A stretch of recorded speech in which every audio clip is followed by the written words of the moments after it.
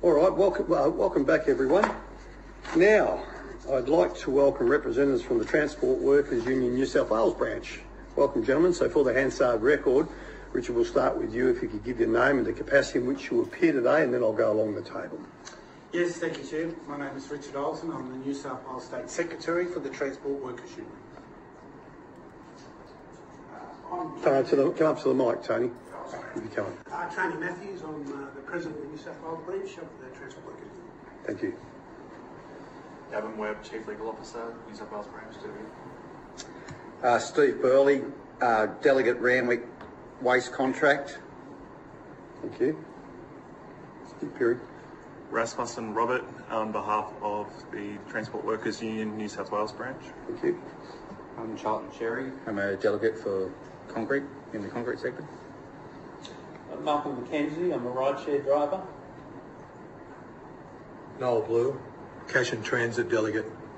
Right, thanks very much. Now, Rich, I'll give you the opportunity to make an opening statement, and I'm in your hands now how you want the guys, whatever you want to do, okay? Thank you, Chair. Yes. Thank you, Chair and committee members. The Transport Workers Union New South Wales welcomes the opportunity to provide evidence at today's hearing and hope that finding of this inquiry will lead to a safe and sustainable road transport industry. As I've said, my name is Richard Olsen. I'm the State Secretary of the New South Wales branch of the Transport Workers Union. I've been a member of the TWU since 1998. I've worked as a union organiser, sub-branch secretary, assistant secretary and state secretary looking after various transport sectors, including the road transport industry. I've dedicated my professional life to advocating on behalf of everyday Australians working in the road transport industry in order to establish their own version of the transport dream. These Australians undertake work in one of Australia's deadliest industries to support their families, create financial stability and play their role in helping keep Australia moving. TWU believes that these Australians deserve nothing less than to return home to their loved ones in no worse condition than what they left for.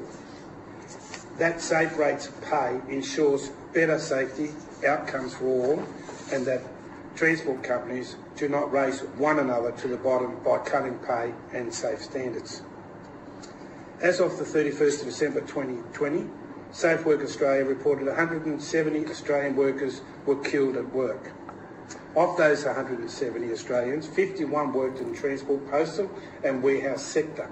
Whilst these statistics are sobering to the families, friends and co-workers of each deceased worker, these tragic losses represent so much more. These tragedies have robbed families of their loved ones, beloved fathers and mothers, spouses, and of their halves and parents of their children. If I may, I'd like to share with the committee the experience of one of those families who have lost their loved ones to the road transport industry. John Joseph Bolton worked in the road transport industry for Lindsay Transport, a large transport operator that performed work in large retailers such as Aldi. John died due to the tragic accident in the course of his work.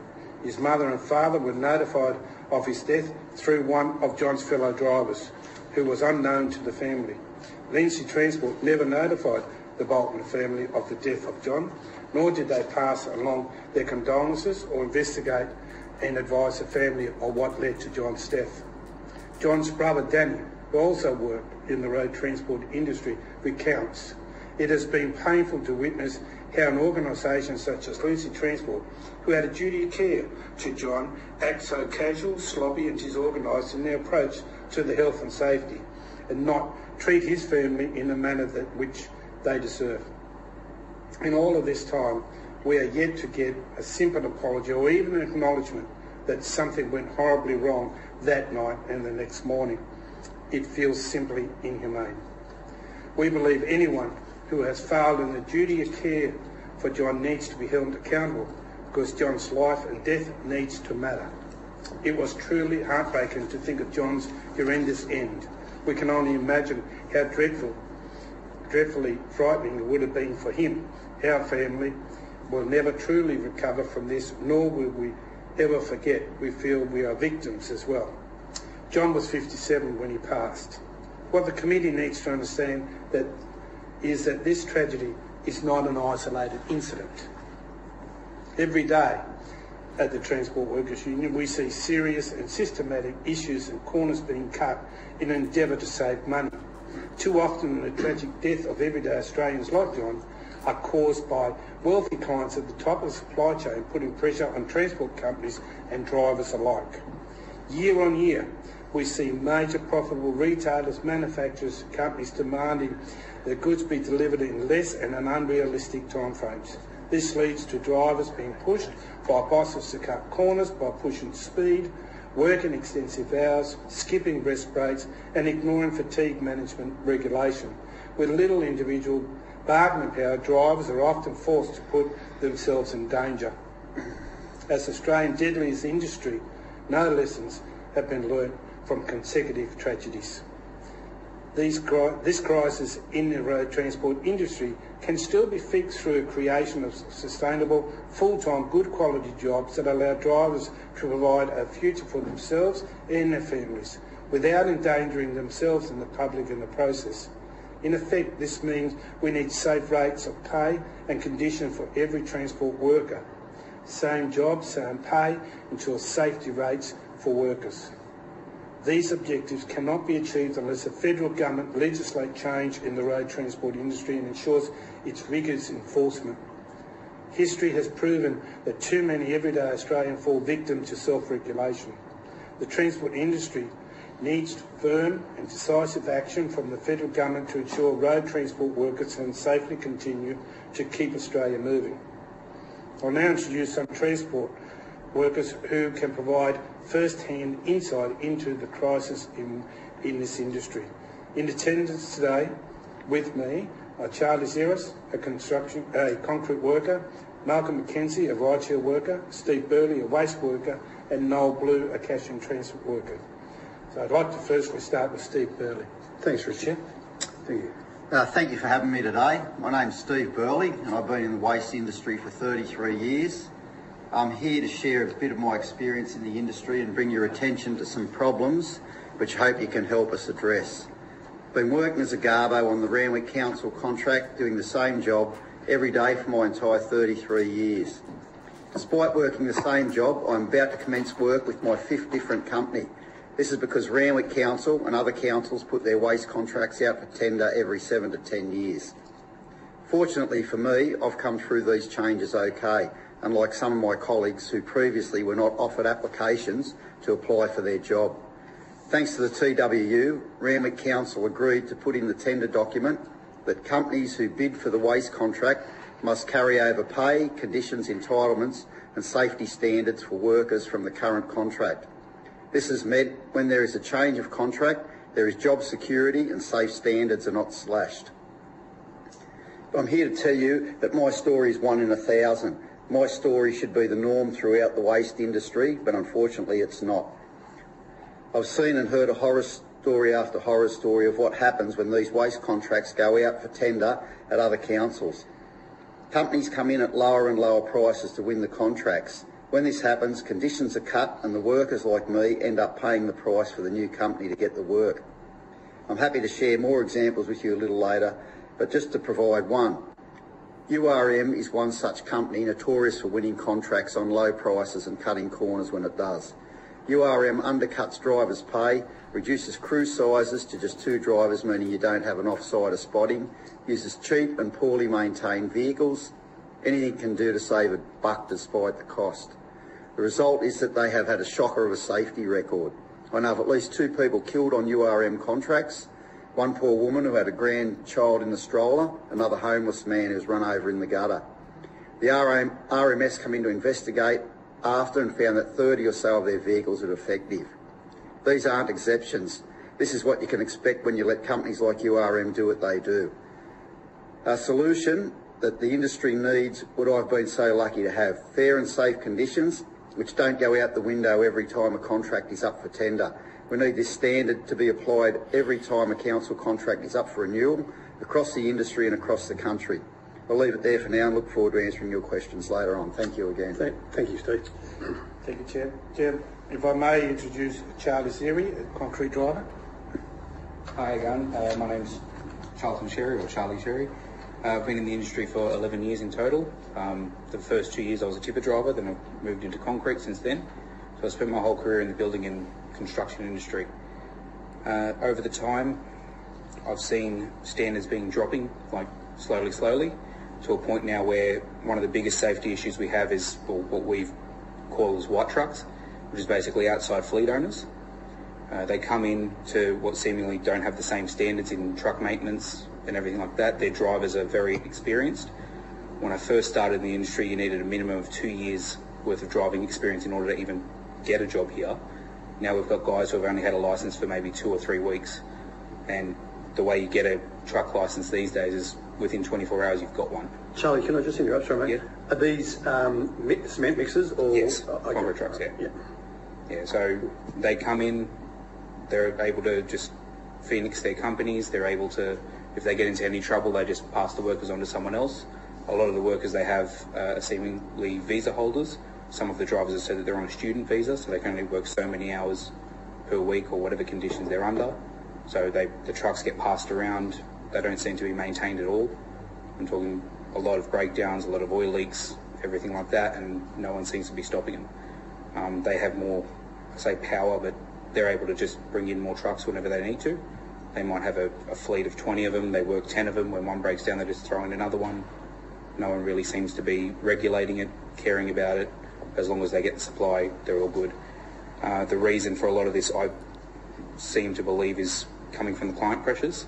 So a big contract will go out, they'll turn around and say, we need X amount of cubic metre in X amount of time, you guys need to supply it, and the way to do that is just to bring in the cheapest price to win the contract. They bring in these drivers because they are cheaper than us owner drivers, and it's just a vicious cycle like that. So is this pressure from the builders or pressure from the cement companies or concrete companies? It'll be pressure from the builders to the concrete companies, and as a result, concrete companies to us. So as the lowest common denominator, we're the ones who are stuck with the lower pay rates. A lot of the guys aren't able to maintain their trucks to a higher standard because of it. Some have seen guys drive around with a leaking booster for a month because they're waiting for the next pay to come in to fix a $90 booster because they just simply can't afford it. So I think the solution here will just be basically to raise the standards to give everyone a fair and safe pay rate and make sure that the conditions are met properly throughout the whole industry. Yeah. Thanks, Charlie. Yep, thank you. Thank you, Chair. Next is Malcolm Mckenzie, a rideshare driver, Sydney. Thank you. My name's Malcolm Mckenzie. I've been a rideshare driver for 3.5 years, and I love the work I do. I'm here because rideshare drivers are powerless and have no rights. We are suffering unnecessarily as a result. We really need you and government to help us act.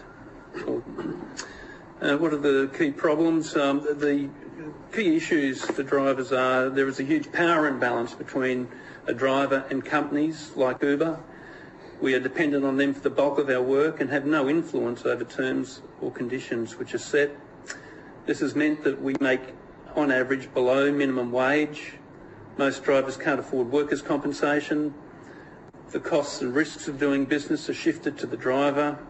Customer feedback can lead to termination by a robot with no right of appeal. We have no job security, no income security, not to mention no basic minimum rights and conditions. The combination of all these things takes a huge toll on the average driver's well-being and safety. A survey we ran with drivers found 2/3 of drivers are assaulted, 1/3 of drivers have been involved in a serious accident at work. Low pay also means we regularly push ourselves to the limits, working long hours with little rest. You may be aware of in Sydney in 2017 a driver who was fatigued starting to drive as a passenger alighted the vehicle. The interior light was on for 6 seconds. He didn't notice, he took off, and there was a fatality as a result. I've also heard of 2 instances of passengers reporting that their drivers have fallen asleep at the wheel. In one instance, the passenger said he made a report to Uber. In another instance, the guy felt sorry for the driver. He made no report, but he did mention it to me. Low pay and conditions also leads to poor maintenance practices. It's hard to keep safe tyres or pay for regular maintenance. I'm here today to ask the government to provide us with regulated rates which are safe for all. No one should have to drive fatigued. A tribunal for dispute resolution so we can speak out about safety issues without fear of being sacked. Basic safety standards like cameras in cars, insurance, and some safety training standards. Thank you. Thanks, Bobby. Lastly is Mr. Noel Blue from the CIT industry. Thank you for having me today. I'm a cash and transit driver and I've been in the industry for 29 years and I've worked at that time at Armaguard. I'm here today to share my experience in cash and transit and some of the really dangerous situations drivers are being put under. The problems are our industry is dangerous in more ways than one. We don't only risk our lives on the roads, as you are aware. A cash and transit driver stands the risk of being shot at any second of the working day. We've seen a collapse in standards. Today, the pressure in the cash and transit industry are the highest I've seen in 3 decades. We're seeing fewer guards and drivers deployed on trips than ever before. When you decrease the level of security, you increase the risk to the employee and to the public. We're seeing the use of flimsy, soft-skinned, non-armoured vehicles which don't provide protection from armoured assaults. The drivers of these vehicles are covert, in plain clothes, and carry money in a backpack. CIT companies do this to reduce costs and make customers happy, but it's us on the inside who are exposed. We're seeing guards being worked harder, faster, making it really impossible to take precautions on our roads. Also, when we pick up or drop off at locations, we should be focused on security and safety rather than how quick we can do the job for management. And we're seeing a huge push by companies to intimidate, bully and move on anyone who seeks to address these safety issues. I've literally had the biggest men in my yard brought to tears with the pressure brought on them from management. I'd like to draw your attention to just our last robbery. This is one of 130 robberies that I've witnessed in the 29 years I've been in the industry. Sorry, Noel, did you say 130? Approximately 130. In the 29 years? 29 years, that's one in every 3 months. And this is a document that you're tabling, so yeah, okay, wow. Okay, so that one was the last one at Clempton Park a few years ago.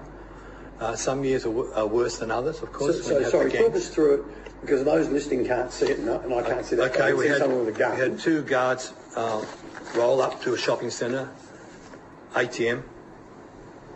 They withdrew the money from the transfer safe, and they proceeded towards the location of the job, by which they were held up by, firstly, one person with a heavy armoured weapon.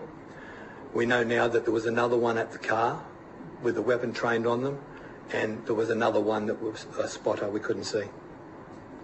These guys were forced to the ground, they were violently attacked, and the scars live with them today. Both those guys were working towards returning to the workforce. One was under a company psychiatrist. The other had returned to work on limited hours, 2 days a week. The young HSR officer wasn't happy with that. HSR? HSR. What's that? What's HSR? I'm sorry. Health and safety. Oh, the health and safety rep. Oh, sorry. Yeah. Okay. Yeah. So the union did all that they could for these men, but still the company put pressure on them. And in the end, management told them that they weren't recovering quick enough, that they needed to come back to work. Yet one of them was under a company doctor who had medication, couldn't carry a firearm. The other had returned to work, although they weren't happy with the amount of hours he was doing. So pressure was put on those guys. In the end, they said, we can't pay you anymore. We'll only pay you for the hours that you attend work. The company put more pressure on them and the guys accepted a payout. They both left the industry. as such and are working somewhere else. That's not the only time that this situation happens. Very few of the men that are in these violent attacks are working there today.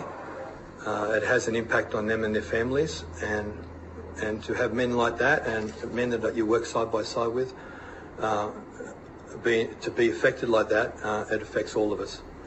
I personally know men that have been shot and still carry the bullets in them today, some 20 odd years later. So yes, the attack started in my first year at Armour Guard, and they're still happening today. That's why it's imperative that we have company standards and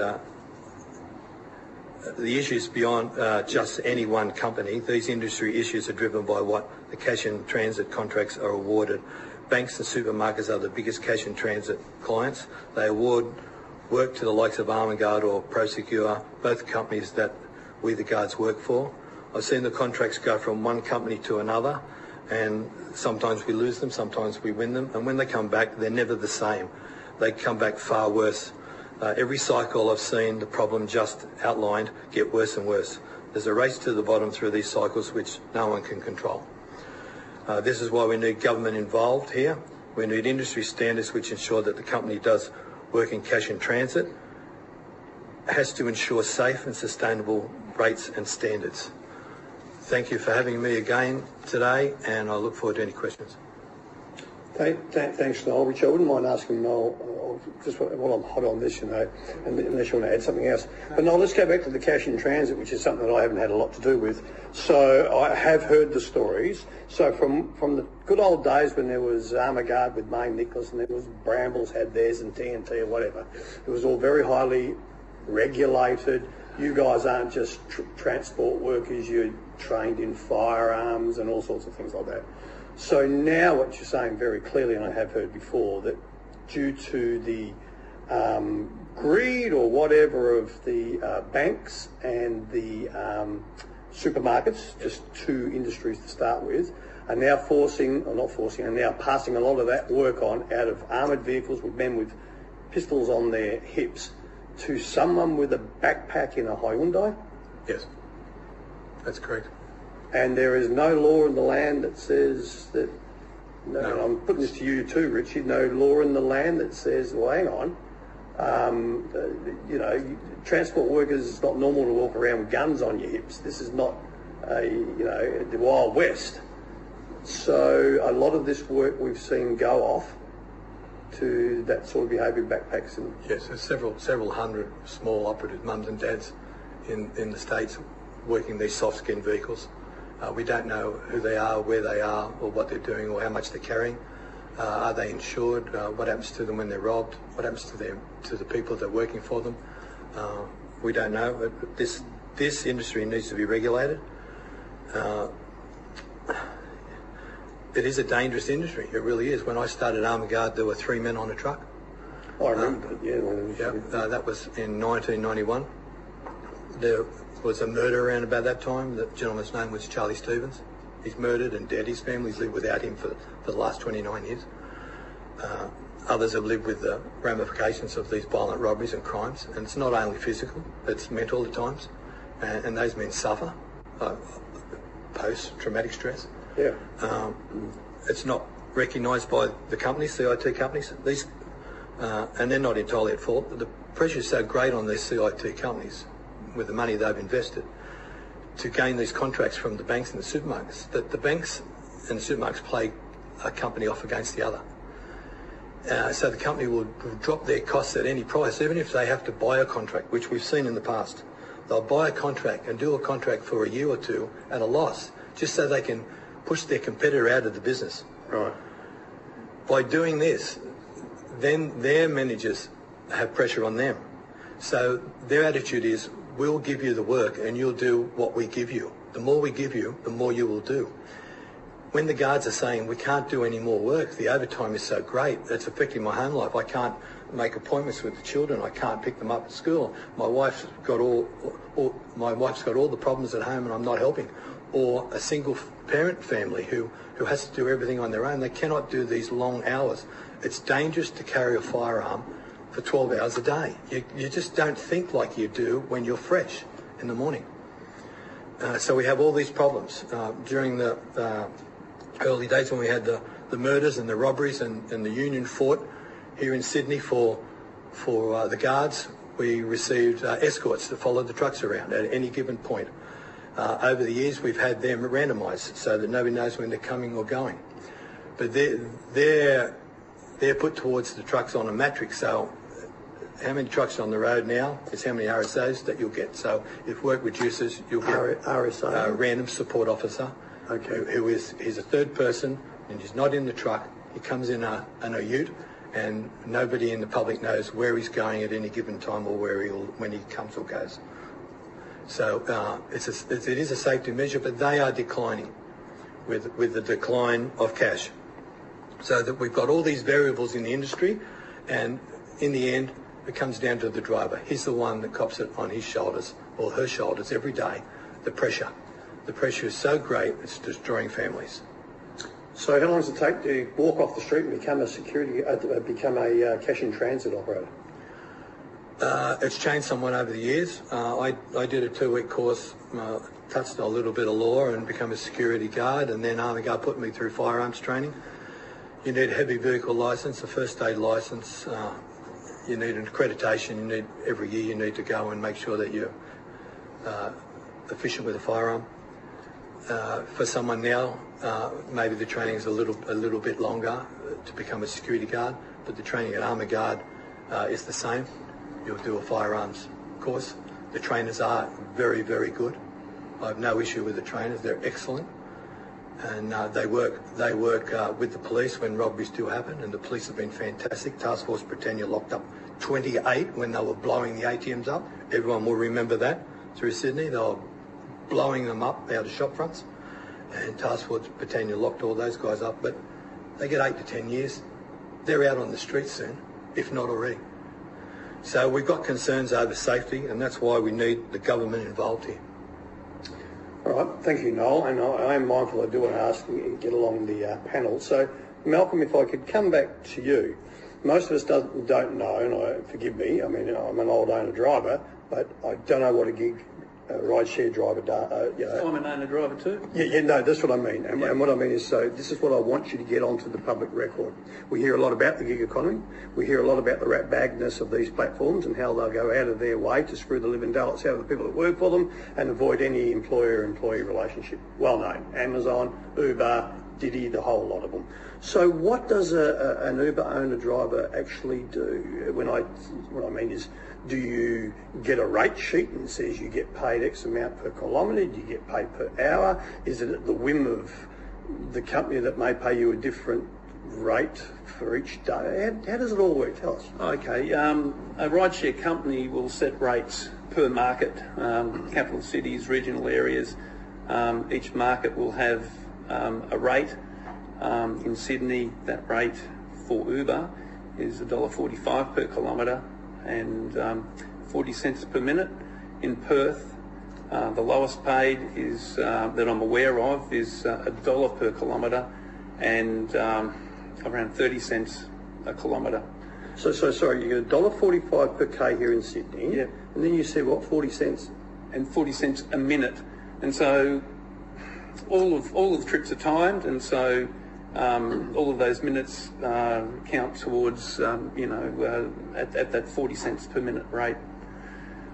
So in taxis, I believe, they're only counting the time when they're stopped, but in rideshare, that time accrues and is payable through the ride.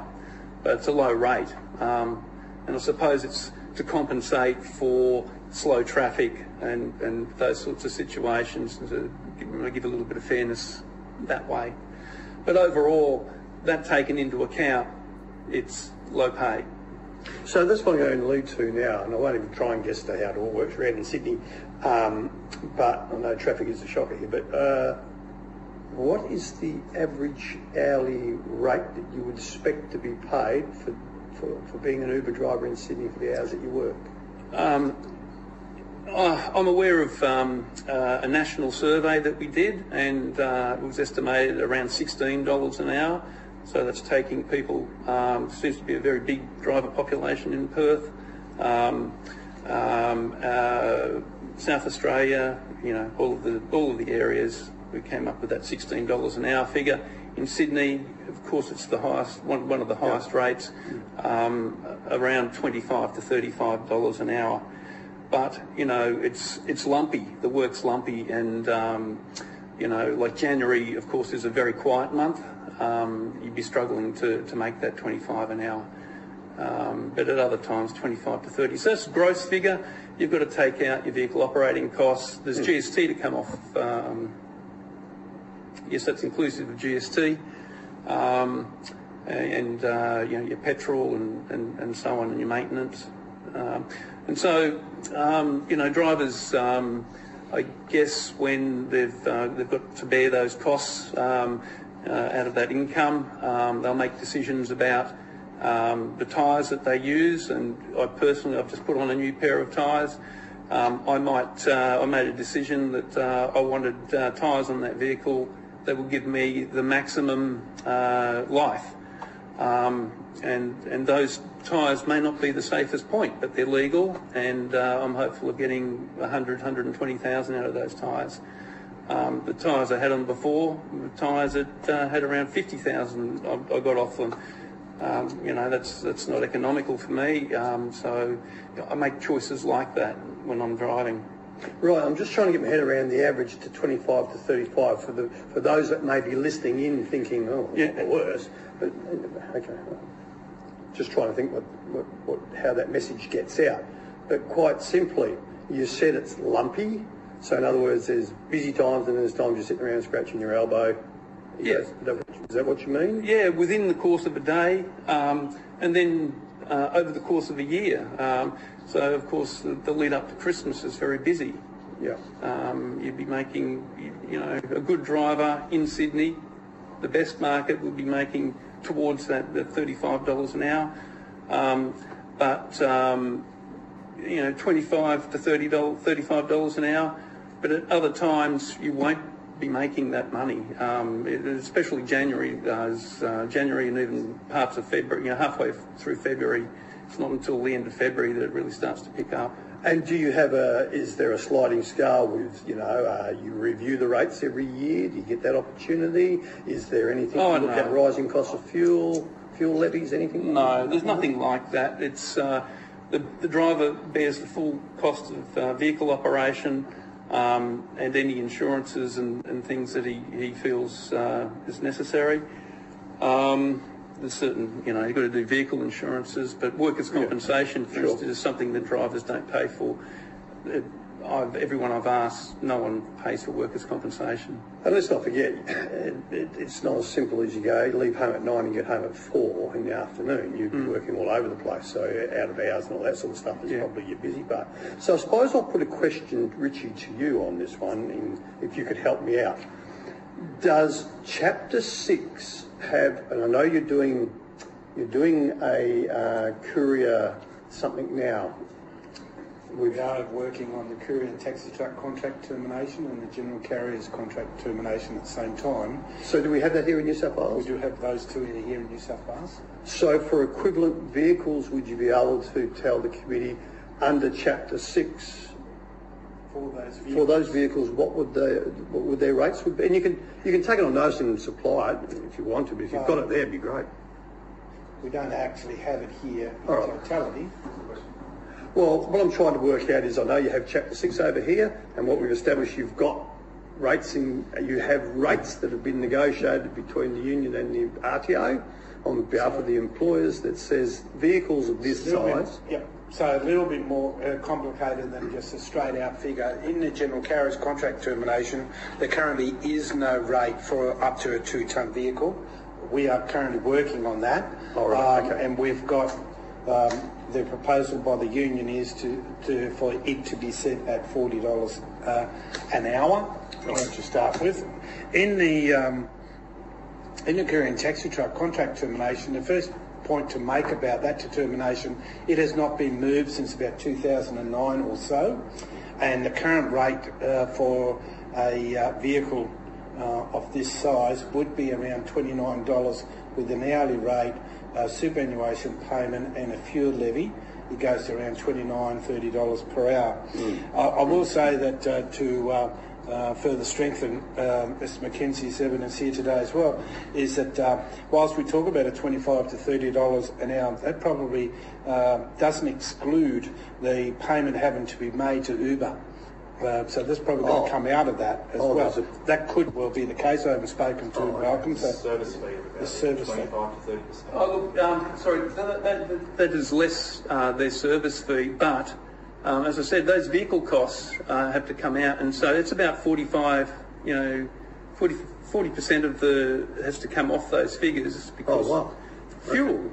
I know, I understand that. Yeah, insurance, etc. All of which. So all of those, and just the last point in all of this as well would be that when we compare that to the Fair Work lowest rate of pay minimum for a casual employee, as Malcolm would be, as they're not permanent, of course, and not guarantee any hours of work, etc. That rate currently stands at $24.80. You'd have to run a vehicle on it. You don't have you'd have workers' compensation. That is your money. And you get superannuation on top of that. You would earn overtime, rates of pay, shift allowance on top of that, none of which is applicable to Malcolm Mckenzie and his fellow workers. So they are grossly underpaid or underestimated for what they do. And they can probably sit around for quite a few hours in any one day waiting for the first call for a job to be given to them, or for them to be able to get into the position and actually being on the clock and be paid. So all other hours are non-paid. You average that out and you're probably going to get in the low teens rate of pay. So overall it's not as rosy. It's a very hard gig for someone like Malcolm to remain in that, and you've got to have a love and the blood in the industry to continue on, because there's not a lot of money here. Yep, I get that. Just while we have Chapter 6 in New South Wales, that it's a bit grey as to whether it regulates rideshare drivers who perform passenger transport, but it does not, currently Chapter 6 does not cover food delivery drivers. There's an exclusion in Chapter 6 for couriers who deliver food, which is obviously a big part of that market. Uber Eats, because they weren't around in 1981 when it... No, so currently there's no regulation at all of those rideshare or those food delivery drivers, and it's just a free market basically, and they can charge them whatever they want, pay them whatever they want. Right. Okay. Now look, I really want to throw it open here, because this inquiry has pulled up. Look, it's opened my eyes. Coming from the Wild West, we know wage theft, and it's around. But by crikey, the last couple of years, the incidences of wage theft have been coming out to me and coming forward to me. The cents per kilometre versus hourly, and I know you've all got different views. I really want to open that conversation up, and I'll talk to you through you, Richie, and through your members.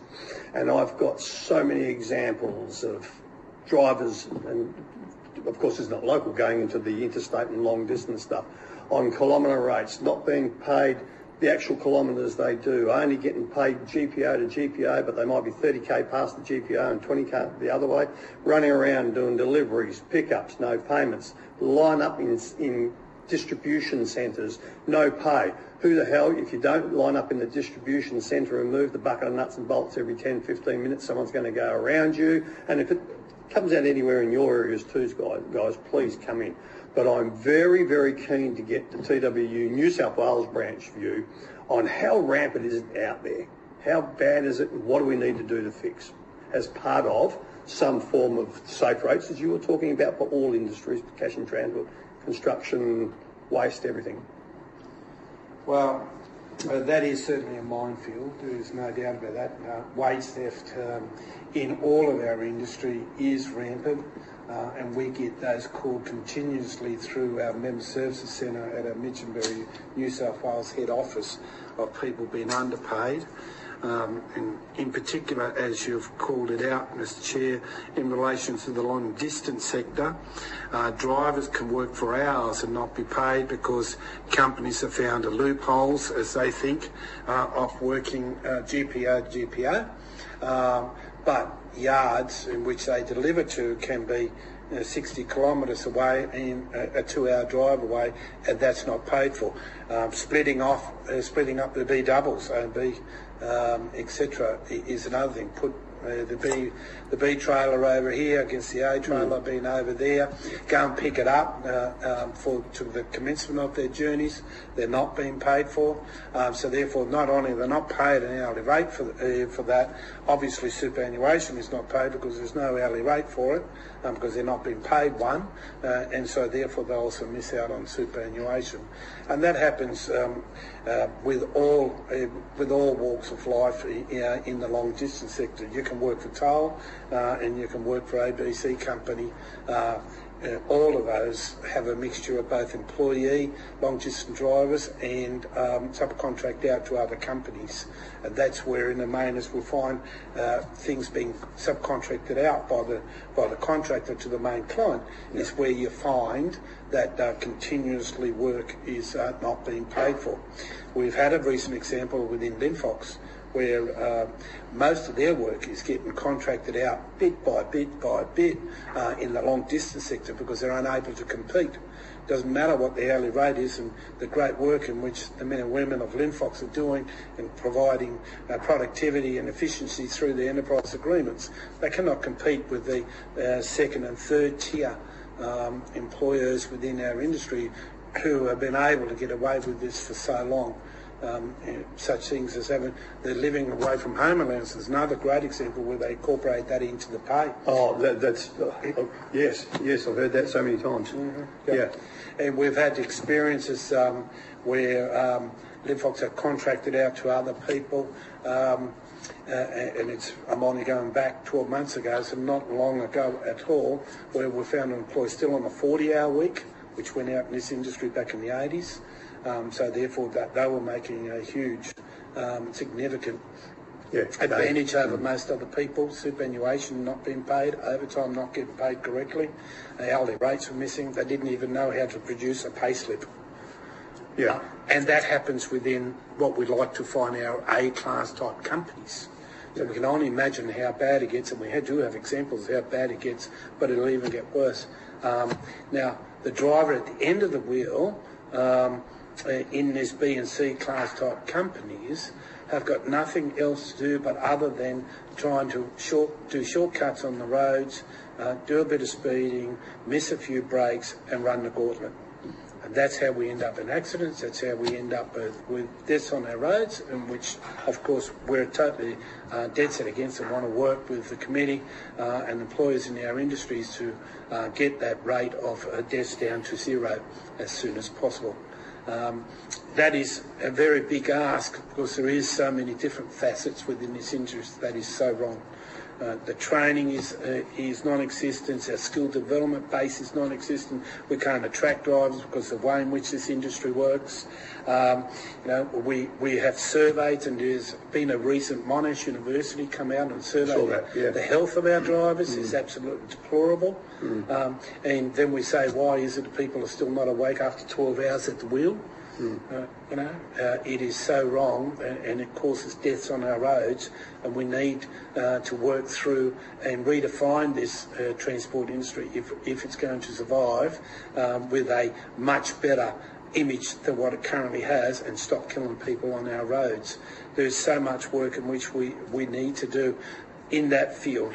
Another area that is hugely lacking, which we do recognise the Western Australia government for, is putting money into rest areas. How do we expect that a driver who has just done 6 hours behind a wheel, for example, in the middle of nowhere, and has got nowhere to sit down and rest? It doesn't have an air-conditioned office to get into, doesn't have a toilet, the toilet is behind the tree, and that's the best that we expect the person to get back in that vehicle, drive down the road with 70 tonne behind him, or her, as the case might be, or more, certainly Western Australia it's more, and expect them to be safe. And it all comes back to whether it's a pay issue, whether it's rest areas issue, whether it's a safety issue. There is a direct link back to What is the pay for the driver? What is the pay for the company in which they work for? And what's the client doing within that supply chain? It is all connected. And hence, therefore, this committee's got to look at how we bring all of those different facets in together to bring about change. And Richie, it leads me into this, and I'd be very keen to get your thoughts on this from a leadership perspective and for the guys. And I am lifted because I think the conversation within Australia around the road transport industry has finally started, in my belief, to mature. And we've all been at war with each other all these years. It's been the boss versus the union versus the workers, and where we finally now, and I think finally, are now realising the true enemy out of all this is the top of the supply chain. There is absolutely no argument, but I'm also buoyed to see that the state organisations who are doing the heavy lifting, they really are, who are all now starting to say the same words, that we've got to come together. We've got to unify. Because when all is said and done, and you read all the submissions, or nearly all the submissions, as I have done, they nearly all say the same thing, but they'll use different words. And it is quite frightening when you actually have people now, when I say frightening, it's lifting, to say people are now saying enough of this, enough, we're a major cash cow for governments, and it's now time that we get some standards around us, or we get some safety nets put around us. So, and what they're also saying now is there is a drive to the bottom. This is what I picked up. It's never been this bad. So I'll go around the table and I'll ask the guys, and a couple of you have said that, and Charlie, you were saying this, and I do remember the days, and I don't know if it was here in the case in New South Wales, but the concrete carters had their own little association. Try getting the concrete carting back in the 80s. It wasn't that easy. It was very regulated. Everyone made a good dollar, and the job was done fantastically, and you didn't have to worry about white handing all the time. So is it just, am I on the wrong track here? Is it getting worse? Or has it always been this bad? Are we now moving into a situation where the industry is agreeing it is getting worse and it's got to stop? I want your feedback. Well, I think before the others, and I do hope that we get some comments from the people around this table, this has really taken a dive through COVID as well, and there's much less influence by the transport industry. Clients are pushing back now as the transport industry is evolving through COVID. There is a setback, and I think our clients are taking advantage of that.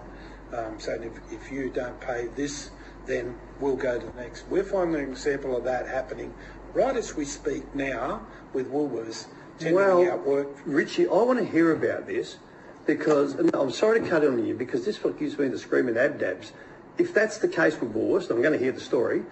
That was Woolies saying to me early in the COVID how much they loved the truck drivers when I'd contacted Woolworths to say your hygiene in your distribution centres was abysmal and truck drivers were being treated like crap. Mm-hmm. So tell me all about it, mate, because Woolworths didn't want to come and appear here.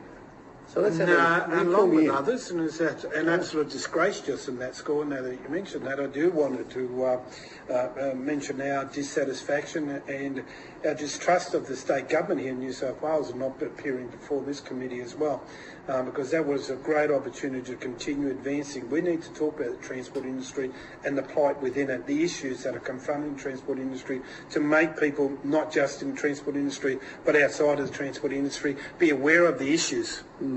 Right? Because people just don't know it and don't understand it in Civic Street. They just think that it magically appears in Coles or Woolworths stores and other places. Well, there are people behind that who do a hell of a lot of work, and good work, and dangerous work, and they're not recognised for that. But we've got a current situation, in turning to the first part of that question, Mr Chair, in relation to Woolworths, who are currently tendering out their work from DCs out to stores. And they've got two places here in Sydney, one Warnervale just outside of Sydney, in Wyong area, and then we've got Minchinbury, where there are some 300 drivers delivering to Sydney shopping centres or Woolworths shops around Sydney and regional areas as well. Now, we have been approached by Toll to have wage freezes because they're unable to compete, because Woolworths is putting the pressure on them to lower rates. This is during the COVID? This is right now as we speak. Okay. Right now as we speak. Now, as we know, there's been a wage freeze already in 2020, and they're expecting 2021, 2022 to be exactly the same. Right? Now, that is not making a proper approach within the transport industry that effectively there could be up to a 3-year wage freeze for people. Things are still going to keep moving. Interest rates are low, but fuel is still there. It moves up and down. Other household goods move up and down, and things are not cheap. At the end of the day, what is occurring here within that is what we see all the time, is that it's not necessarily the transport companies, actually the clients of which we work for, are dictating what's going to happen for a period of time within the enterprise agreement that is covered by the transport company and their workers. It's influenced by the top of the supply chain, and that's what we have got to encompass and say, well, that's a reality, that's what happens, we work on contracts. Well, it's got to be open for everyone to have a say in what occurs here. How can we expect people to either have a wage freeze or wage cuts in order to keep the same job? As we heard from Steve Burley here, just in the waste industry, he's been on the same job, doing the same job for 20 or 30 years, 33 years, and he's had 5 or 7 different employers, he said, but it's the same thing. But his case is lucky, and which should be the one that we all aspire to, is that if it is a change of employer, his wages remain the same and move forward, not static and go down, because the cheapest is the model that wins. Well, I'm very keen to pursue this. If this is and I don't doubt this, but I'd be very, very keen, I'm sort of pointing to you, Jerry, that during this COVID, particularly COVID, and we know companies that are hiding behind COVID to use excuse to do terrible, cut rates and do all sorts of stuff. But last time I looked, I think Woolworths stores have been absolutely going gangbusters, as has Coles. So are you interested to write, and I must tick off with you first, Richie, if you're happy, I'd like to write to Mr. Brad Banducci, the CEO of Woolworths, because and I'll be very careful in my words, but I'd be very disappointed if Woolworths, who have been flat out, think they could use the opportunity under the guise of COVID to cut rates or freeze rates. Yep. But these are negotiated rates that are expected to flow on. That's through enterprise bargaining? Oh, okay, right. Okay. No, that'd be great. Okay. And we won't even start talking about Qantas, will we? But mind you, the government shut them down. I'm not protecting maybe them. Wednesday. Maybe we will, certainly. Well, look, let's go along. The question that I put to Richie, guys, goes to you too. And Charlie, you talked about it. Steve, you've touched on it with your 33 years. Is it getting worse? Is it getting worse? Is it just my imagination? It's getting much worse. Just loud voice, Charlie. Sorry, mate. It is getting much worse as it goes along. And it's just open slather. Now, you talked about, I do want to come to you, Charlie.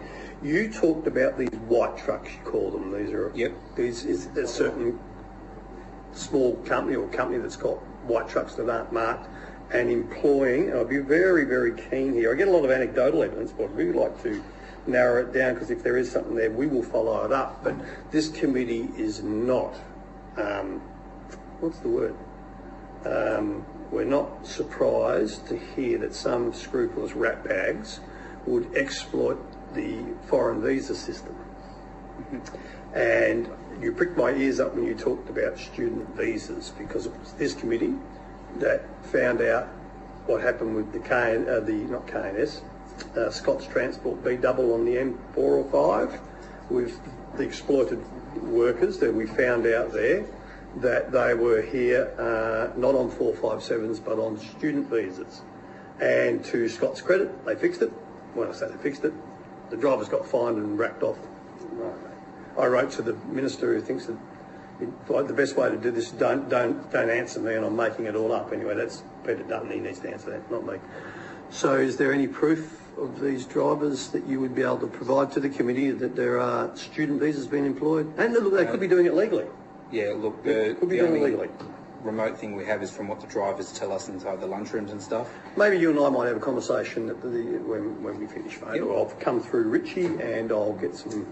Chair, if I may, I'd just like to introduce Mr. Robert Rasmussen, our official for this area, and he'll be able to talk to you about visa usage in the concrete area, and outside hire. What's been happening in that industry is we have a very organised owner-driver section, an employee section with Boral and the Alikes, Hansons, and Hymix and other concrete suppliers. And what they've been doing over the past few years is outside hiring these white trucks, as we call them, to allow for lower rates of pay and conditions to be paid. So I might just ask Robert to say a few words. Okay, thank you. Thanks, Richie. Thank you, Chair. Yeah, I have been working in this space for a number of years, and over the last couple of years I've seen the expanse of white trucks working out of several of the major infrastructure providers working on government projects, specifically West Connects, North Connects, and those style projects, where there are what are called these white trucks, or what are colloquially known in the industry as the white trucks. They're outside hire vehicles owned by companies. Of late, it's been difficult for us to, over the last couple of years, to be able to interact with these drivers as they kind of just pop up in various places. But they've, of the last couple of years, they've started to become more permanent, so more permanent fixtures that fit within the daily cycles of these major concrete companies, you know, being the likes of Boral and Wholesome and High Tech and alike. These white trucks specifically, we've now managed to start to organise some of those workers and hold conversations with them about their workplace conditions. Now, the things that we have uncovered, and we've recently written to the CEO of Boral to assist with us working through some of the issues that we've uncovered in their supply chain, is workers who are on student visas who are limited to working 20 hours. However, these white truck operators, they engage these workers on ABNs and pay them an all-up weekly rate. We have proof of that? We do, yes. Okay. We also have circumstances where they just engage workers on ABNs so that they ensure that the drivers have to take care of their own superannuation payments. Even when they do engage these white truck operators, when they do engage their workers on what the drivers call a TFN, which is their tax file number, so they're an actual employee, they are suffering circumstances like they get paid a flat hourly rate, so there's no shift loadings for early morning starts or late starts. If there are any damages or any issues with concrete where loads get sent back, the loads get charged back to the drivers, or the damages are paid for by the drivers out of their own pockets. It'd be a week's pay. Yeah, out of their week's pay. So it would be a week's pay. It could be, yeah, more than a week's pay. With the new mixers, they can be quite expensive. On top of that, there are circumstances where we have, when we started to really investigate who the particular companies are, one in particular that's very large in the Sydney sphere. A concrete company? A fleet operator vehicle, or white truck company.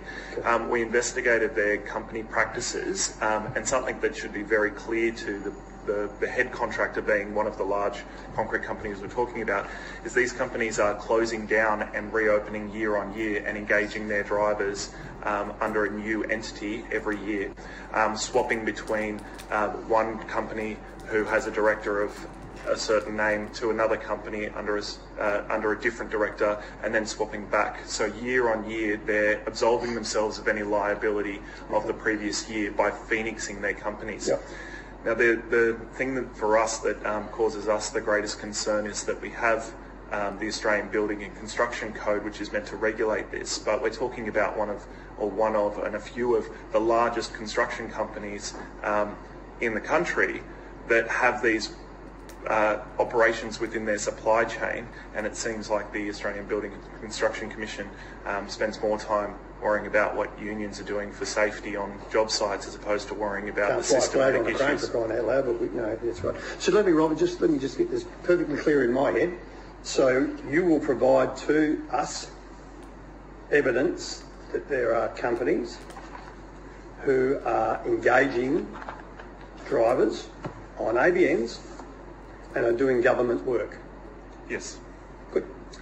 And we just want to make sure that we're clear in saying that the client in this particular circumstance is the state government or the government, and they're the ones that are perpetrating having these people working within their supply chains. Yep.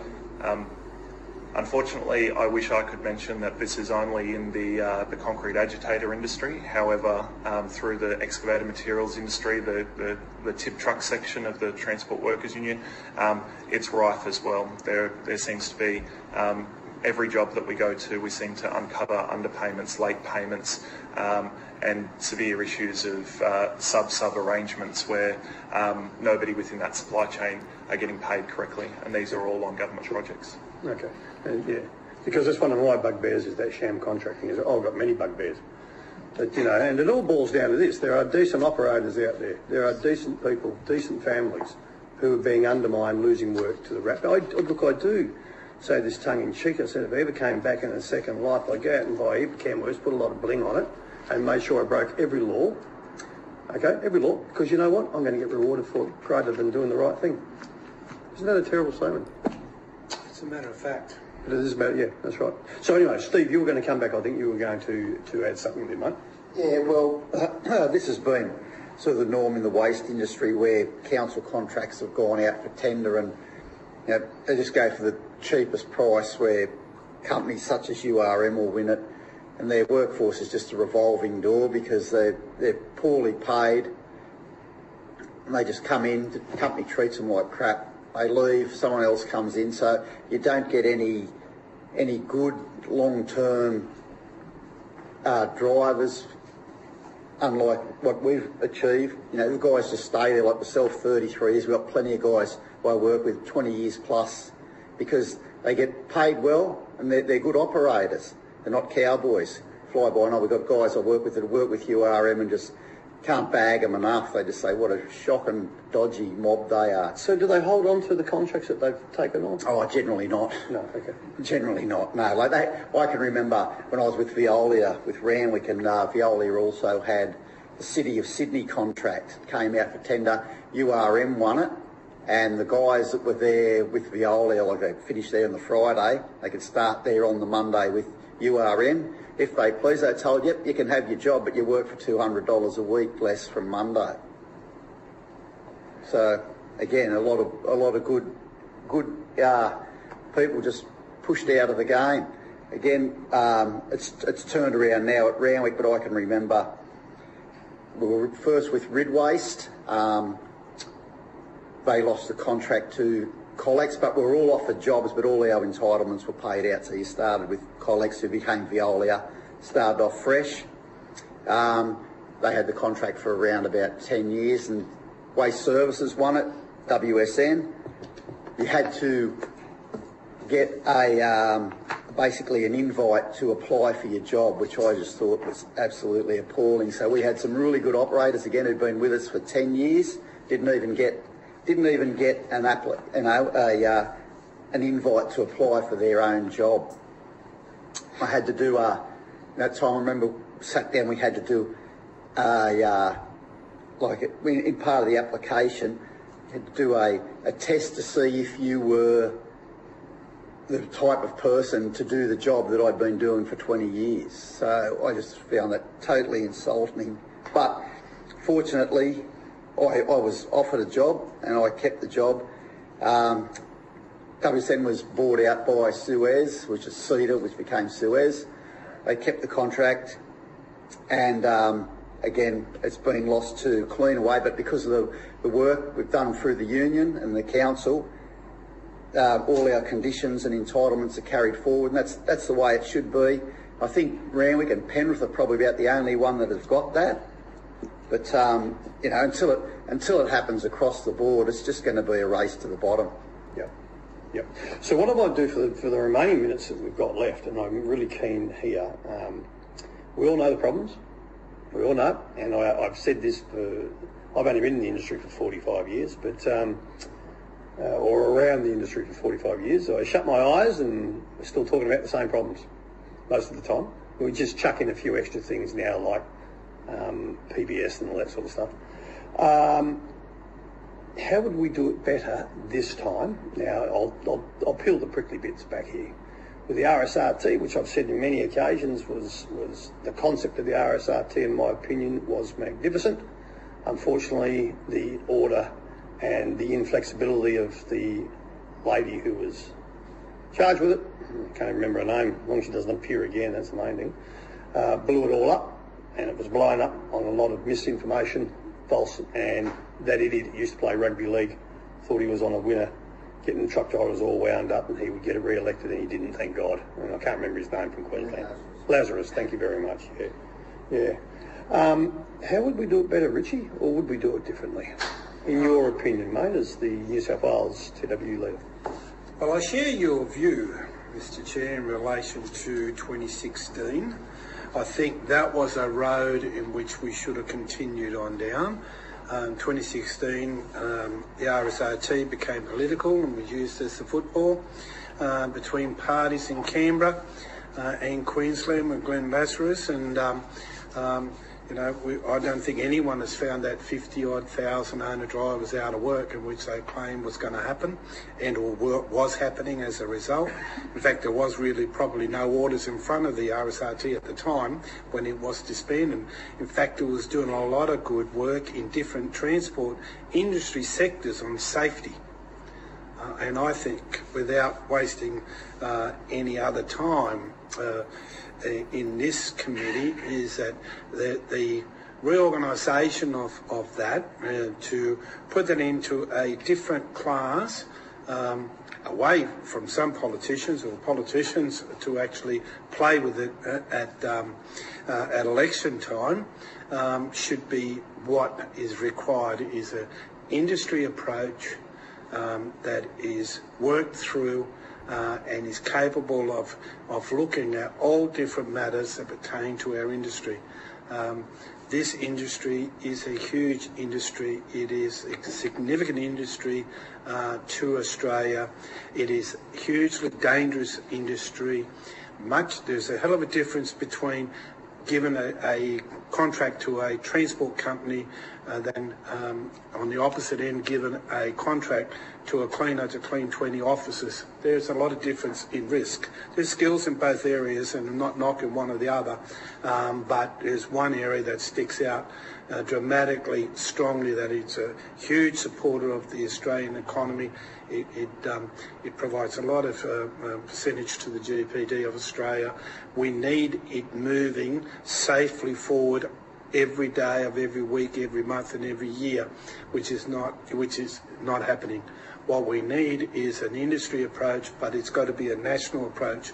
What's happening in Western Australia got to be happening in Sydney, got to be happening in Darwin, and it must be doing it in Hobart and everywhere in between. Otherwise it don't work. Most of our supply chains, if not all of our supply chains, are national. It is not state by state, yet a lot of our regulation is state by state. It doesn't work. It's got to be similar, if not the same, throughout the whole of the industry, the whole of Australia. It's got to be on board and moving in a forward direction together.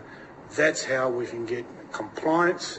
That's how, again, without repeating those states or towns or cities, is everyone knows exactly what is expected of you when you get on that road. There will be no complacency. We don't have to worry about the hours of work in South Australia versus New South Wales or any other place. We don't have to worry about registrations here, there or everywhere. And we don't have to worry about safety, fatigue, etc. Rest areas are all there and compliant to what we say, that is, the industry says is an acceptable level. We're running a campaign on rest areas in New South Wales now, because there is far too many without any amenities in New South Wales.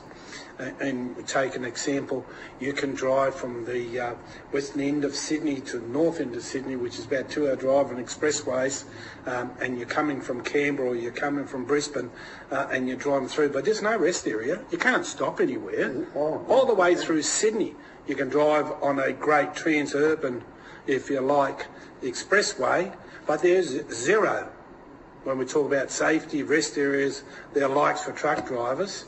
And who's the first person to be blamed when there's an incident? Well, we're not looking after them. Well, let's touch on that, Richard, because we've got a couple of minutes left. And I want to congratulate the Tasmanian government and the industry in Tasmania. And this is an example of, I don't care what persuasion the government's in power. If they do the right thing, I'll tip my hat to them.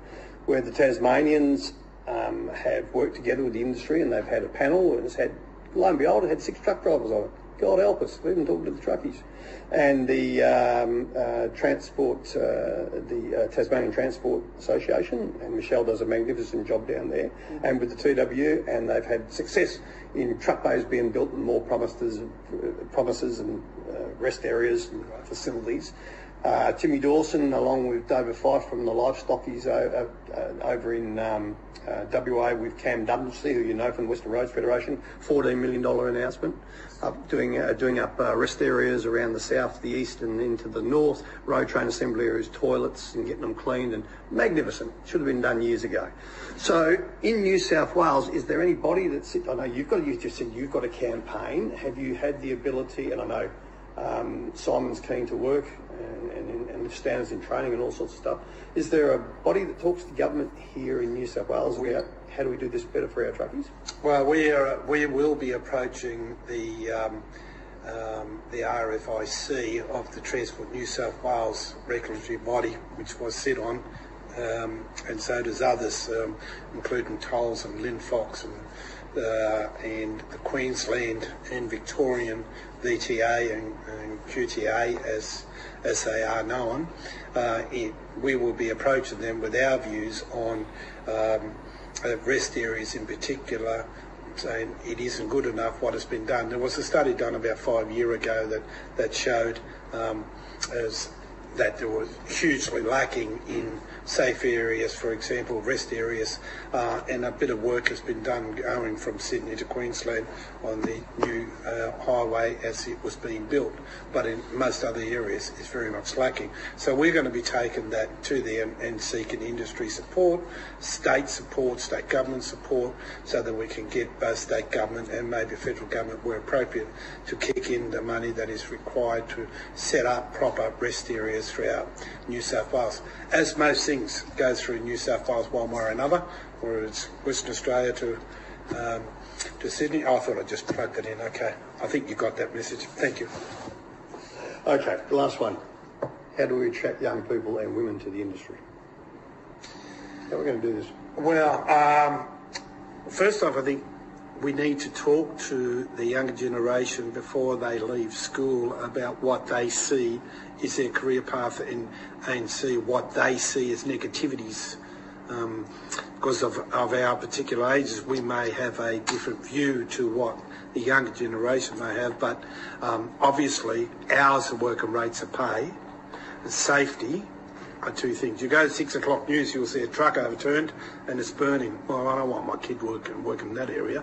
So that ain't good promotion. So we've got to change the image of the transport industry. We've got to be reflective of rates of pay and conditions in which is attracted to the younger generation in other fields. And we've got to give them a proper career path, which is non-existent in this area. If we don't give them all of that, then they do what they're currently doing, which is not coming into our industry. They'll pick everything else. And one of my biggest problems, just being made against brick wall, is I know when I escaped school to go into the trucking industry, it was, I'll get your licence and then come back to us. And of course we wonder why we can't get kids, because we lose them for 2 years and all this sort of nonsense. Of course. But there are so many opportunities in transport, not just truckies, there's receivable staff, there's operations, there's tyre fit, there's all sorts of wonderful things. Multiple jobs. Yes, where we can, I know I focus on the truckies because I get a little bit sentimental myself. But, and it annoys me because you see millions of taxpayers' dollars floating around. Oh, Canberra's awash with taxpayers' dollars. Don't worry about it. They're good at giving it away. Doesn't matter who's down there. And yet no one, and we get hairdressers and we get, all sorts of wonderful skill sets that we can throw money at, and yet trucking, nothing. And I put that down, and I'm hopeful, and there's been conversations with Senator Cash, and she's actually engaged, and I'm really hopeful that we can get somewhere there. But I'm actually critical, because this industry, and I'll be keen to get your opinion, does not have a unified voice in Canberra that speaks for the industry. No, one of our sad problems is that we're certainly very much fragmented, and we're not coming together as an industry to put one voice to Canberra. We go down there, other employer groups go down there, other industry groups go down there, all independent of each other, so we're not working together to get the maximum effect of getting hold of politicians and shaking them, saying, we need your support, we need your assistance to move forward.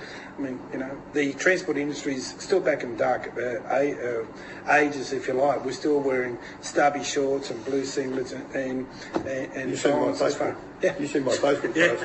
Whoops. Yes. So, you know, that's where we're still at. But the transport worker is very much more a professional person these days, but is not paid or respected as such. And our industry lagging behind most other industries as a result. Yep. Well, that's the challenge going forward to us, and I'll just leave it on this. I'm quietly confident that we're far more mature than what we were a few years ago. I just hope that that shapes into getting somewhere. And as I said earlier, the squeaky wheel gets the oil, and we've got more wheels than anyone. We can't seem to get any oil. So that's the challenge. Is there anything, guys, that you'd like to just throw in in the last minute that we got? I'm sorry that I've got a tight timetable. Is there anything you want to add that I may have missed? And yes, Noel? Just one point. Speaking on behalf of the cash and transit industry, it's a dangerous one, which further increases the pressure on the drivers in the workplace. Thanks to the union, the wages at Armaguard are high, as is appropriate considering the nature of the work and the danger that drivers are placed in and the potential for violence against them that they face daily. However, other parts of the industry do not have wages which are comparable, including at businesses such as Prosecure and the smaller CIT companies, and these drivers should be paid wages in accordance with Armaguard's. I saw one thing, Noel, with Prosecure, and I don't even know who they are. I've never heard of them until a couple of months ago. The Spanish company. The Spanish company got... Oh, they bought Chubb. Yes. These are the ones that got blistered in Spain for doing something underhanded, 40 million euro or something. Well, they come from Spain, as far as I know. Yeah, Spanish company. All right.